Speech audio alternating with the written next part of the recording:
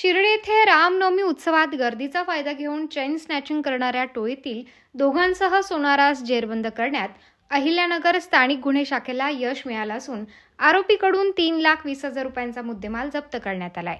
बीड येथे राहणारा अविनाश कुसळकर आणि राहुरीतील आदित्य बोरकर या दोघांना पोलिसांनी जेरबंद केलं असून त्यांच्यावर इतर 4 गुन्हे दाखल असल्याची माहिती पोलिसांनी दिली। दरवर्षी शिर्डी येथे रामनवमीचा उत्सव भरत असतो। त्या दरम्यान भाविकांची भरपूर गर्दी असते। त्या गर्दीचा फायदा घेऊन रामनवमीच्या दिवशी गळ्यातल्या सोन्याच्या चेन या चोरीला गेलेल्या होत्या। याप्रमाणे शिर्डी पोलीस स्टेशनला गुन्हे दाखल होते। स्थानिक गुन्हे शाखेचे PSI धाकराव आणि त्यांच्या टीमने रेकॉर्डवरील गुन्हेगार आदित्य बोरकर राहणार राहुरी तसेच अविनाश कुसळकर राहणार गांधीनगर बीड या दोघांना ताब्यात घेतलेला आहे।